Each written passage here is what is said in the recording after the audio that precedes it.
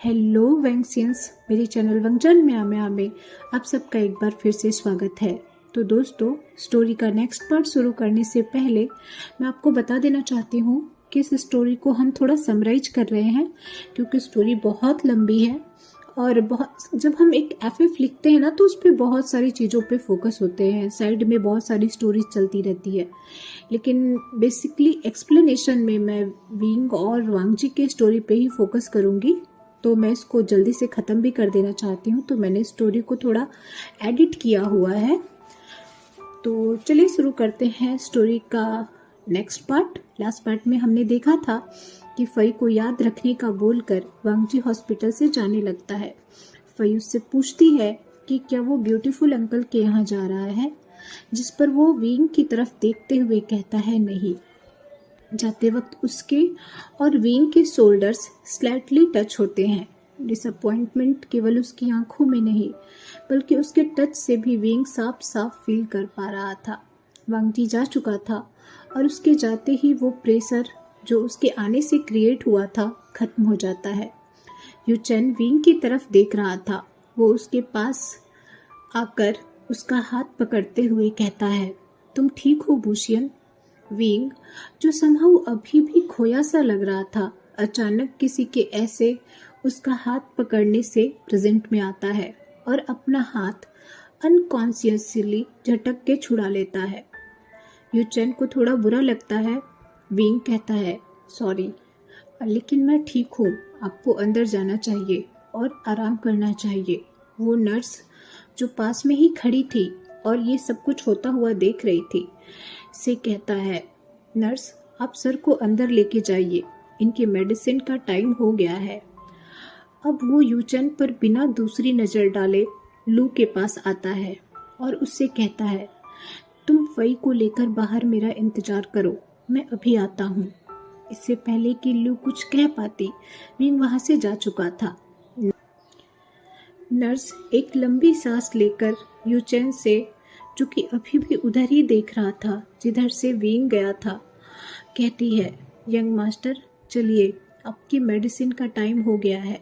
यूचेन उससे कहता है। जाते वक्त नर्स फिर कहती है, यंग मास्टर, अपने 38 साल की उम्र में तजुर्बे से कहती हूँ, जो आपका नहीं उसे पाने की चाहत या कोशिश अंत में बस 2 चीज़ें दे के जाती है। फिर वो चुप हो जाती है। यूचेन को बेड पे लिटाकर जब वो वहाँ से जाने लगती है, यूचेन कहता है, आपने बताया नहीं सिस्टर, कौन सी 2 चीज़ें? नर्स बिना यूचेन की तरफ मुड़े अपने गले के लॉकेट की तरफ, जिसमें एक 16-17 साल के लड़के की पिक्चर थी, देखते हुए कहती है, जिंदगी भर का खालीपन या फिर जिंदगी बदल देने वाला लेसन। यूचेन, जो खुली खिड़की से आसमान की तरफ देख रहा था, मानो वो कुछ ढूंढ रहा हो, नर्स से पूछता है, आपको क्या मिला? नर्स कहती है, दोनों, और वो वहाँ से चली जाती है। इधर विंग गायनोकोलॉजी वार्ड के डॉक्टर्स चैम्बर में आता है और डॉक्टर को वो A4 साइज का पेपर जो उसे वांगजी ने दिया था देते हुए कहता है, इसका क्या मतलब है डॉक्टर? ये आपने दिया? डॉक्टर उसके अचानक ऐसे बिना परमिशन के अंदर आने से और उसके ऐसे क्वेश्चन करने से थोड़ा सरप्राइज थी, लेकिन फिर वो पेपर हाथ में लेकर देखती है और कहती है, ओह, तो आप मिसेज वैंग हैं। आई मस्ट से मिसेज वैंग, आप बहुत लकी हैं। आपके हस्बैंड आपका कितना ख्याल रखते हैं। वो अभी कुछ 1 घंटे पहले मेरे पास पर्सनली आए थे। उन्होंने बताया कि आपको पीरियड में बहुत पेन होता है और वो आपको दर्द में फिर नहीं देखना चाहते। मैंने बताया, ये कुछ केसेस में होता है, कई बार बेबी होने के बाद ये पेन चला जाता है, नहीं तो रेगुलर सेक्सुअल रिलेशन भी इसमें हेल्प कर सकता है। विंग अब स्पीचलेस था। फिर वो खुद को कंपोज करते हुए कहता है, chocolate milk, hot bag, light massage और लास्टली पेन किलर भी ऑप्शन होते हैं। डॉक्टर, आप उन्हें ये भी बता सकती थी। डॉक्टर अब एक नोटी स्माइल देते हुए जोकिंगली कहती है, हाँ, क्यों नहीं, लेकिन तब जब आपके पास मिस्टर लैन जैसा हॉट और हैंडसम हस्बैंड ना हो। विंग अब आंखें रोल करते हुए डॉक्टर को थैंक्स बोलकर वहां से चला जाता है। वो बाहर आकर लू और फई से मिलता है। वो लू को थैंक्स बोलकर तीनों डिनर के लिए रेस्टोरेंट जाते हैं। लू विंग से कहती है, तुम क्यों नहीं मिस्टर लैन को एक चांस देते, मतलब वो मुझे एज अ पर्सन सही रखते हैं। वो विंग को ऑब्जर्विंग नज़रों से देख रही थी। विंग खुद पर उसकी नज़रें महसूस कर पा रहा था। वो कहता है, मिस्टर लैन वांगची, लैन ग्रुप के मालिक, दुनिया के सारे लड़के लड़कियां उनके लिए कुछ भी कर दे। मैं एक बच्ची के साथ एक कॉमन स्ट्रगलिंग चाइनीज हूँ। लू अब आंखें रोल करते हुए कहती है, तुम किसी से कम नहीं हो विंग। और फई तो विंग फई की तरफ इशारा करते हुए लू को घूरता है। लू अपनी बात बिना कंप्लीट किए ही चुप हो जाती है। फिर वो विंग से कहती है, मुझे लगता है कि तुम्हें मिस्टर लैन को एक चांस देना चाहिए। विंग कहता है, मुझे अभी बहुत कुछ करना है। जिन लोगों ने मेरे साथ गलत किया है उनसे अपना रिवेंज लेना है।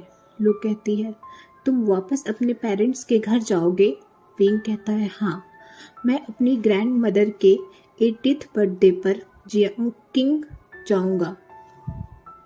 लू कहती है, तुम चिंता मत करना, मैं यहाँ फई का ख्याल रखूंगी। एक वीक बाद विंग तियानजिन एयरपोर्ट पर जियांगकिंग सिटी जाने के लिए वेट कर रहा था। वो लू से कहता है, फई का ख्याल रखना, मैं वहाँ पहुँचकर देखता हूँ आगे क्या करना है। लू कहती है, तुमने अपने फ्रेंड जियांग से बात की? विंग उसके कंधे पर हाथ थपथपाते हुए कहता है, हाँ कर ली है, डोंट वरी, वो मुझे एयरपोर्ट लेने आएगा। वो फई को और लू को बाय बोलकर फ्लाइट में चला जाता है। रास्ते में उसके दिमाग में सारी पुरानी यादें एक मूवी की तरह रिप्ले हो रही थी। उसके सामने बार बार लिंग जाओ और डैरन का किस करने वाला सीन रिपीट हो रहा था। वो फिर से अपने गालों पर अपने फादर के मारे थप्पड़ से उठा दर्द महसूस कर पा रहा था। कैसे उसके अपनों ने उसे एकदम अकेला छोड़ दिया था, कैसे किसी ने उसकी बात नहीं सुननी चाहिए। दादी, बस एक दादी ही थी जो विंग को समझती, उसका साथ देती, उसे प्रोटेक्ट करती। लेकिन अपनी बीमारी की वजह से वो हॉस्पिटल में थी और जाओ फैमिली ने इस मौके का फ़ायदा उठाकर विंग को घर से निकाल दिया। ये सब सोचते हुए विंग कब जियांगकिंग पहुंच जाता है उसे पता भी नहीं चलता। वो जब एयरपोर्ट पर उतरता है तो जियांग उसका वहां पहले से ही इंतजार कर रहा होता है। विंग को देखते ही वो उसे दौड़कर गले से लगा लेता है, इतनी जोर से कि विंग को अब सांस लेने में भी दिक्कत हो रही थी। वो खुद को छुड़ाने की कोशिश करता है और कहता है, क्या तुमने मुझे यहाँ जान से मारने आए हो? जियांग अब उससे अलग होते हुए उसे एक घूंसा मारता है। विंग दर्द से कराहता है। जियांग कहता है, क्या मुझे बिना बताए वैसी सिचुएशन में तुम ये शहर छोड़कर कैसे जा सकते थे? उसकी आंखों में आंसुओं से भर गई थी। तुम्हें पता है तुम्हारे बिना मैं यहाँ कितना अकेला हो गया था। विंग अब उसे फिर से सॉफ्टली हक करते हुए कहता है, आई एम सॉरी, पर उस वक्त मुझे कुछ समझ नहीं आ रहा था। मैं बस इस शहर से उन लोगों से दूर चला जाना चाहता था। मैं भूल गया था कि इस शहर में कोई ऐसा भी है जिसे मेरी इतनी परवाह है। मेरा दोस्त, मेरा बेस्ट बडी। जियांग उसे पैर में किक मारते हुए कहता है, जाने दो, मुझे पता है तुम मुझ पर बर्डन नहीं बनना चाहते थे, बट तुम भूल गए तुम मुझ पर कभी बर्डन नहीं हो सकते। भी कैसे हो? फई कैसी है? अब जियांग और विंग आकर जियांग की गाड़ी में बैठ जाते हैं। विंग कहता है, वो ठीक है। जियांग पूछता है, तो क्या प्लान है? विंग कहता है, शाम को हम मेरी ग्रैंड मदर के बर्थडे पार्टी में जा रहे हैं। अब शाम को जियांग और विंग पार्टी में पहुंचते हैं। विंग अपनी ग्रैंड मदर को देखता है और तुरंत उनके पास जाता है। इतने सालों के बाद विंग को अपने सामने देखकर ग्रैंड मदर बहुत खुश थी। वो विंग को गले लगा लेती हैं। तभी वहाँ थोड़ी दूरी पर खड़े विंग के पेरेंट्स जियामिन और जिंगटोंग की नज़र भी उस पर पड़ती है और उनके चेहरे की हंसी गायब हो जाती है। वो दोनों तुरंत विंग और ग्रैंडमदर के पास आते हैं। ग्रैंडमाँ विंग के चेहरे को अपने हाथ में पकड़कर कहती हैं, बताओ, इतने दिनों से तुम कौन सी जगह घूमने गए थे? तुम्हें ग्रैंडमाँ की याद नहीं आई? विंग अपने घूमने जाने वाली बात पर जियामिन और जिंगटोक की तरफ देखता है। जियामिन कहता है, हाँ मदर, बुशियन घूम कर अपने डिज़ाइनर बनने के ड्रीम के लिए मोटिवेशन के लिए गया था। वो गुस्से में विंग की तरफ देखता है। ग्रैंडमाँ विंग की तरफ देखते हुए कहती है। विंग कहता है, हाँ ग्रैंडमाँ, एक्चुअली मुझे एक अच्छी यूनिवर्सिटी में एडमिशन मिल गया था, तो मैं वहाँ अपनी स्टडीज़ कंप्लीट करने लगा। ग्रैंडमाँ अब जिंगटोक की तरफ गुस्से में देखते हुए कहती हैं, तुमने तो कहा था बुशियन अपने दोस्तों के साथ घूम रहा है, मस्ती कर रहा है और हर महीने तुम्हें पैसे की डिमांड करता है। जिंगटोक के चेहरे का रंग थोड़ी देर के लिए फीका पड़ जाता है। वो कहती है, मदर, बुशियन ने मुझे बताया नहीं कि उसने एडमिशन लिया है। विंग कहता है, ग्रैंडमाँ, आप प्लीज़ नाराज़ मत होइए, मैं अब आपके पास आ गया हूँ ना, और मैं एक अच्छी कंपनी में सीनियर डिज़ाइनर की पोस्ट पर काम भी कर रहा हूँ। ग्रैंडमाँ खुश होते हुए कहती हैं, अच्छा, फिर अभी तुम कहीं और क्यों रुके हो? तुम मेरे साथ रहोगे अपने घर में, किसी होटल में नहीं। विंग अब स्माइल करके कहता है, बिल्कुल ग्रैंडमाँ, मैं आपके साथ रुकूंगा। जियामिन और जिंगटोक का चेहरा देखकर यह कोई भी समझ सकता था कि ये बिल्कुल नहीं चाहते कि विंग उनके साथ रुके, लेकिन वो कर भी क्या सकते थे? आफ्टर ऑल ये विंग का भी घर था और ग्रैंडमाँ की बात को मना भी नहीं कर सकते थे। अभी तो उनको डर था कि कहीं ये बात ग्रैंडमाँ के सामने न आ जाए कि उन्होंने ही विंग को 5 साल पहले घर से निकाल दिया था। विंग अब ग्रैंडमाँ को लेकर पार्टी में लोगों से मिलने के लिए चला जाता है। तभी वहाँ डैरन और लिंगजाओ आ जाते हैं। विंग वहाँ देख करके लिंगजाओ के चेहरे का रंग थोड़ी देर के लिए उड़ता है, लेकिन फिर खुद को कंपोज करते हुए और डैरन को और क्लोजली पकड़ के मुस्कुराते हुए विंग से कहती है, ब्रदर, आप कब आए? पता है मैं आपको कितना मिस करती थी। ग्रैंडमाँ अब डैरन की तरफ देखकर कहती हैं, डैरन, तुमने विंग के जाने के बाद मुझे खुद से कभी नहीं बताया कि जब तुम विंग से प्यार करते थे तो तुमने लिंगजाओ से क्यों शादी की? डैरन कुछ नहीं बोलता। वो एक बार कोल्डली विंग की तरफ देखता है। तभी लिंगजाओ कहती है, ग्रैंडमाँ, उन दोनों का ब्रेकअप हो गया था और मैं और डैरन एक दूसरे को प्यार करने लगे, इसीलिए हमने शादी की। ग्रैंडमाँ कहती है, क्या मैं तुम्हें बेवकूफ़ नज़र आती हूँ? जाओ। वो डैरन की तरफ देखकर कहती हैं, ये बात यहीं खत्म नहीं होगी, तुम्हें मेरे सवालों का जवाब देना होगा। हम पार्टी के बाद इस टॉपिक पर बात करेंगे। लिंगजाओ कुछ कहना चाहती थी, लेकिन तभी विंग कहता है, ग्रैंडमाँ, छोड़िए इन पुरानी बातों को, आज आपका बर्थडे है, चलिए हम एंजॉय करते हैं। तभी उधर से जियांग आता है। वो ग्रैंडमाँ को बर्थडे विश करता है और कहता है, ग्रैंडमाँ, कुछ लोगों को दूसरों से चीज़ें छीनने में बहुत मज़ा आता है। चीज़ें छीनने से याद आया, लिंगजाओ, तुम कैसी हो? जाओ अब गुस्से से लाल हो गई थी। वो एक बार डैरन की तरफ देखती है, जो कोई रिएक्शन नहीं देता। फिर वो समझ जाती है, हमेशा की तरह आज भी डैरन उसे डिफेंड नहीं करेगा, जैसे वो पास्ट में विंग को करता था। वो जियांग से कहती है, मिस्टर जियांग, आपके हस्बैंड साथ नहीं आए? ओह, क्या आप अभी भी अपने वन साइडेड लव को भूल नहीं पाए? तो आपके हस्बैंड ने आपको छोड़कर कोई मिस्ट्रेस रख ली? आग में जलकर मरना कितना पेनफुल होता होगा ना? जियांग अब गुस्से से उसकी तरफ बढ़ता है। तभी विंग और जियांग का फ्रेंड जिनलिंग आकर उसे पकड़ लेता है और कहता है, तुम ऐसे कीचड़ में हाथ नहीं मार सकते। वैसे भी इस्तेमाल की हुई चीजों पर हाथ लगाने वालों से दूर ही रहना चाहिए। लिंग जाओ विंग की तरफ देखकर कहती है, जो कि ग्रैंडमा के साथ कुछ दूरी पर खड़े होकर लोगों को ग्रीट कर रहा था। वो जोर से कहती है, तुम्हारा दोस्त डैरन को डिजर्व नहीं करता था, इसीलिए डैरन ने मुझे चुना। अभी विंग या कोई और कुछ बोलता, तभी सामने लोगों का शोर सुनाई देता है। सब उधर देखते हैं तो वांगची और उसका असिस्टेंट फैंसिंग, जो कि अपने हाथ में एक बड़ा बुके लिए था, ग्रैंड मदर और विंग की तरफ आते हैं। विंग उसे देखकर थोड़ा सरप्राइज होता है, लेकिन वो कुछ नहीं कहता। जियामिन और जिंगटोक भी तुरंत वहां आ जाते हैं। वांगजी फैंसिंग के हाथ से बुके लेकर ग्रैंडमा को देता है और उन्हें ग्रीट करता है। बिजनेस वर्ल्ड में विंग की ग्रैंडमा का एक बड़ा नाम था और लैंस से उनके रिलेशन हमेशा अच्छे थे। जियामिन मुस्कुराते हुए वांगजी से हैंडशेक के लिए हाथ बढ़ाता है, लेकिन वांगजी उसकी तरफ देखता भी नहीं। वो विंग से पूछता है, तो हम फिर मिल गए मिस्टर जाओ? ग्रैंडमा उससे पूछती है, मिस्टर लैंड, क्या आप मेरे ग्रैंडसन को जानते हैं? वांगजी विंग की आंखों में देख रहा था। वो कहता है, बहुत क्लोजली मैडम जाओ।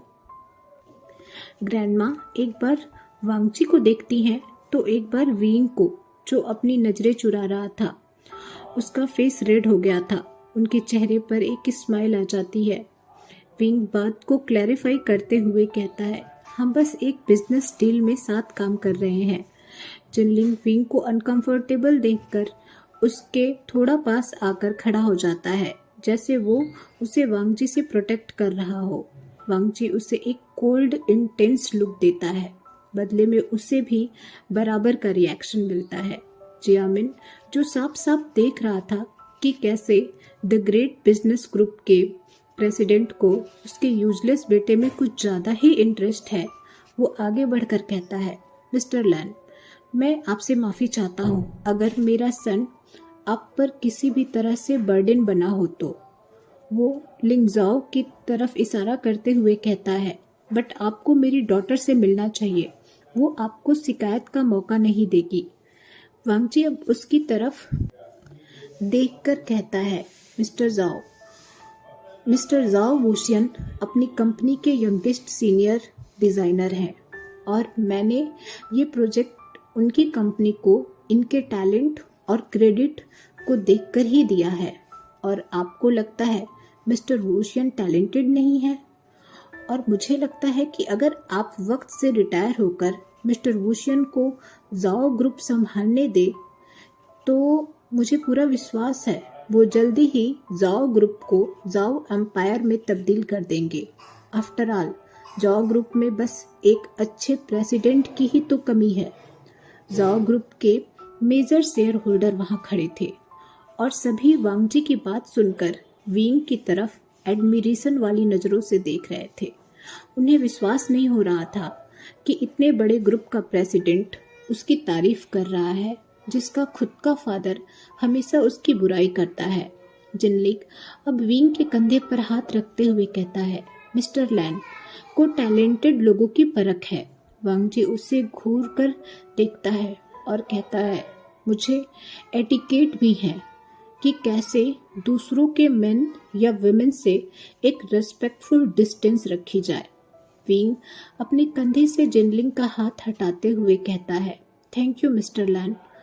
वांगजी कहता है, मिस्टर जाओ, क्यों न हम प्राइवेट में थोड़ी बात कर लें, मुझे आपसे कुछ बात करनी थी। विंग कहता है, I am sorry mister land, but आप देख सकते हैं मैं थोड़ा बिजी हूँ, आप पार्टी एंजॉय करें, हम फिर कभी बात करेंगे।